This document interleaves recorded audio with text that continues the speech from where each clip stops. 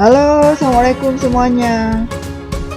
Bertemu kembali dengan mata pelajaran IPS kelas 9 semester 1, dan yang akan kalian pelajari yaitu tentang perdagangan internasional. Semoga kalian selalu sehat dan semangat.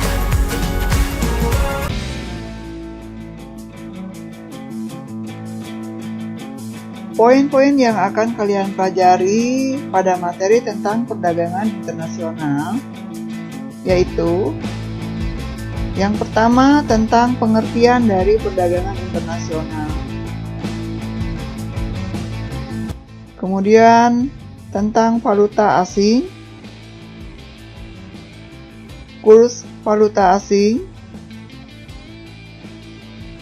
cara pembayaran internasional, ekspor dan impor, dampak perdagangan internasional bagi perekonomian Indonesia, hambatan perdagangan internasional.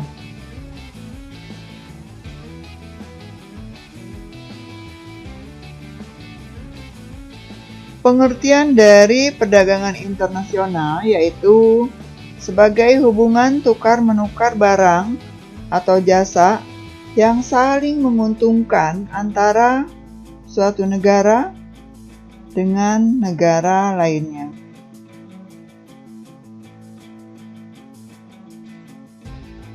Teori-teori perdagangan internasional, salah satunya yaitu yang disampaikan oleh Adam Smith tentang teori keunggulan mutlak. Adam Smith mengatakan bahwa suatu negara disebut memiliki keunggulan mutlak dari negara lain jika negara tersebut memproduksi barang atau jasa yang tidak dapat diproduksi oleh negara lain.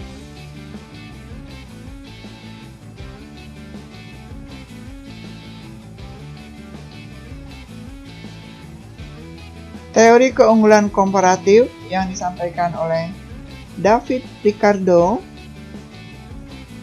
mengatakan bahwa suatu negara disebut memiliki keunggulan komparatif dari negara lain jika negara tersebut mampu memproduksi lebih banyak barang atau jasa dengan biaya yang lebih murah dibanding dengan negara lainnya.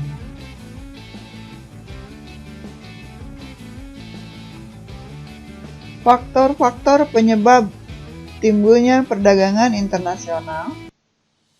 Yang pertama, dilihat dari perbedaan sumber daya alam yang dimiliki oleh setiap negara. Kemudian yang kedua, efisiensi atau penghematan biaya produksi. Yang ketiga, tingkat teknologi yang digunakan. Yang keempat, selera. Faktor lain yang juga berpengaruh yakni faktor sosial, budaya, politik,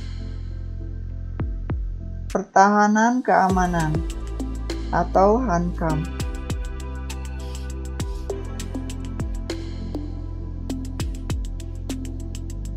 Manfaat dari perdagangan internasional yaitu pertama, meningkatkan kualitas konsumsi.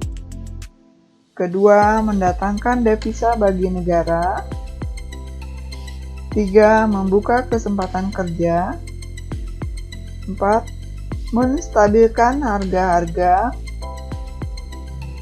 Yang kelima, mempercepat transfer teknologi.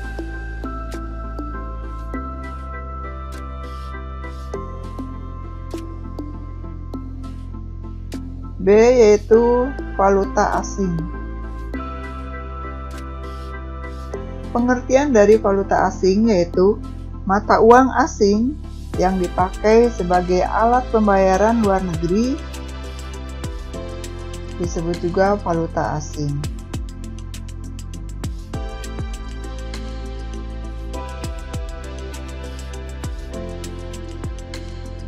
Ragam valuta asing, beberapa contohnya falas yang ada di dunia yaitu dolar Amerika Serikat. Ini adalah rial dari Arab Saudi. Euro dari Eropa. Kemudian pound sterling dari mata uang Inggris. Yen mata uang dari Jepang.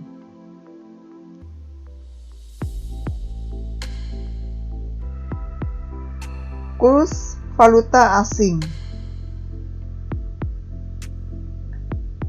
Pengertian dari kurs valuta asing adalah perbandingan nilai mata uang asing terhadap mata uang dalam negeri.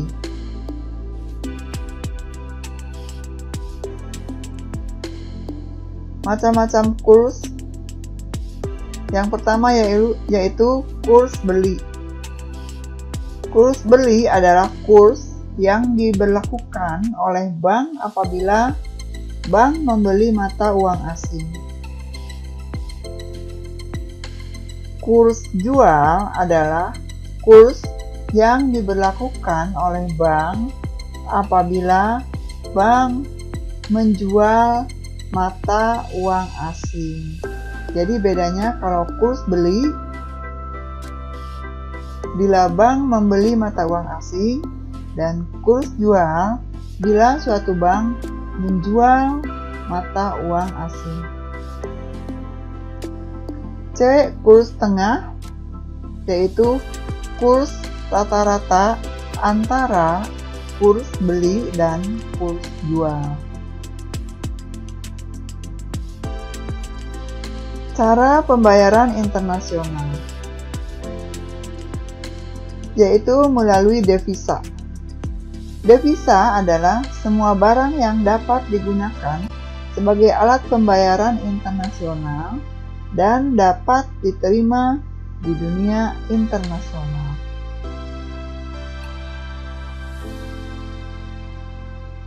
Orang membayar transaksi perdagangan internasional dengan menggunakan valuta asing dan wesel asing. Wesel asing adalah surat perintah untuk membayar sejumlah uang kepada pihak yang namanya tercantum pada wesel di saat jatuh tempo.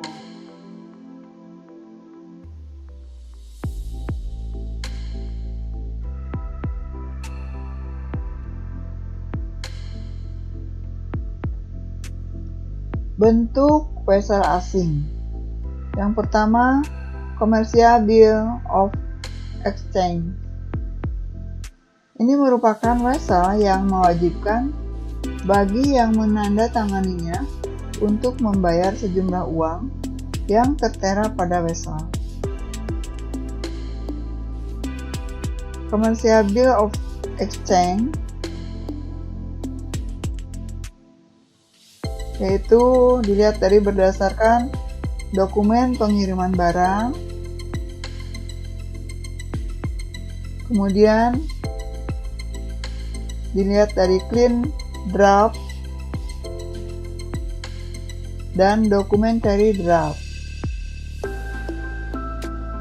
Kemudian yang kedua, dilihat berdasarkan waktu pembayaran.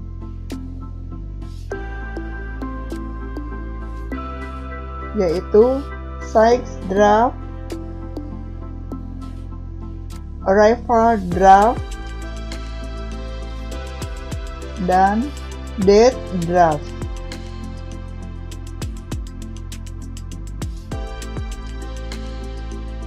Yang kedua, letter of credit.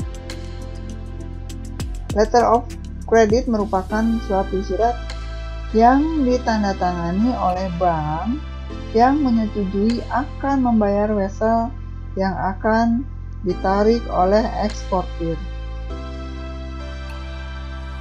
Pihak yang berperan dalam letter of credit yaitu Pertama, importir yang membuka level of credit biasanya disebut opener. Yang kedua, bank yang membutuhkan persetujuannya pada level of credit biasanya disebut issuer. Yang ketiga yaitu eksportir yang menyetujui pembayaran dengan cara level of credit. Biasanya disebut beneficiary.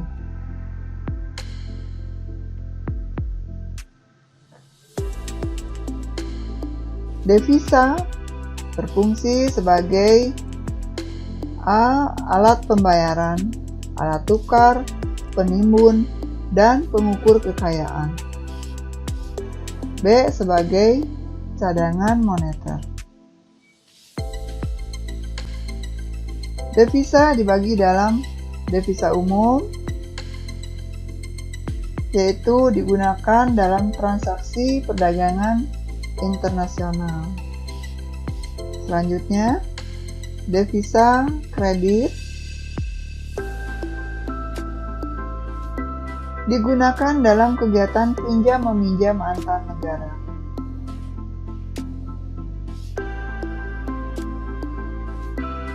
Sumber devisa pertama berasal dari ekspor barang dan jasa. Kedua, dari pinjaman luar negeri. Ketiga, pendapatan dari luar negeri.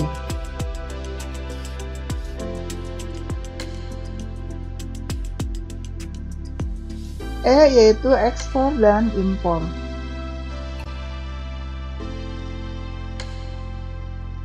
Ekspor adalah kegiatan perdagangan suatu perusahaan untuk mengeluarkan barang dari wilayah pabean suatu negara dan memperdagangkan di wilayah pabean negara lain.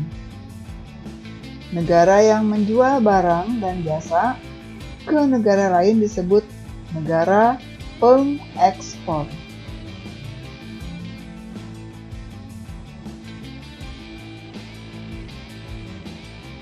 Impor yaitu kegiatan perdagangan suatu perusahaan untuk memasukkan barang dari luar negeri untuk diperdagangkan atau diperjualbelikan di dalam negeri. Negara yang membeli barang dan jasa ke negara lain disebut negara pengimpor.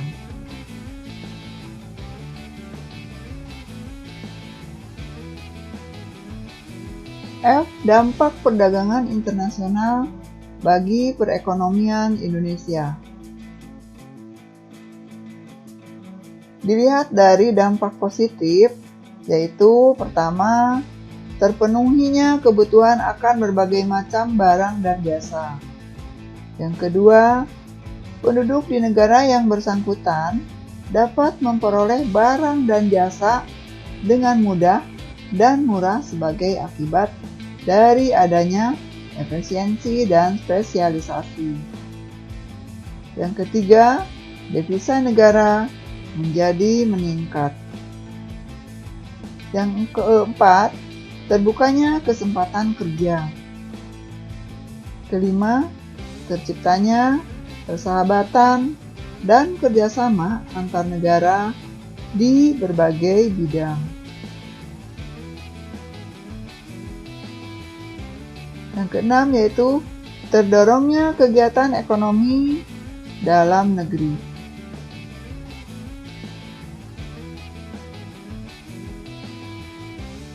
Dampak negatifnya yaitu pertama, mundurnya industri dalam negeri jika masyarakat lebih menyukai produk-produk yang diimpor dari luar negeri.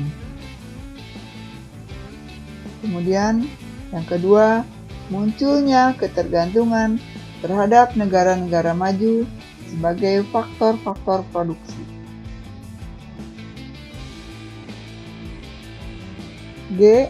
Hambatan perdagangan internasional.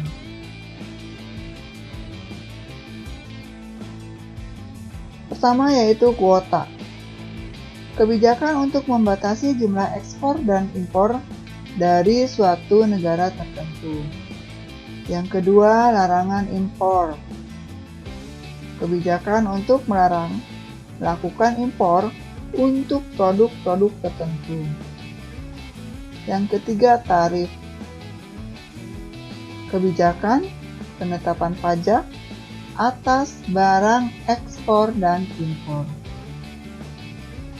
Yang keempat, subsidi.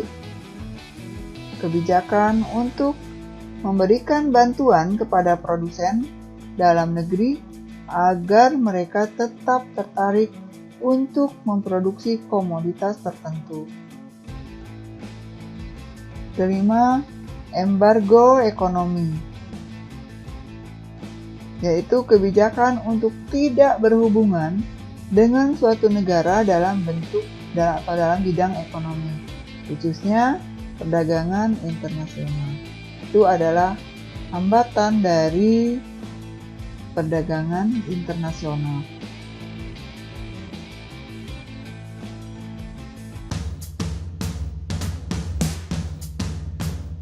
Oke, selesai sudah materi tentang perdagangan internasional. Terima kasih. Assalamualaikum warahmatullahi wabarakatuh.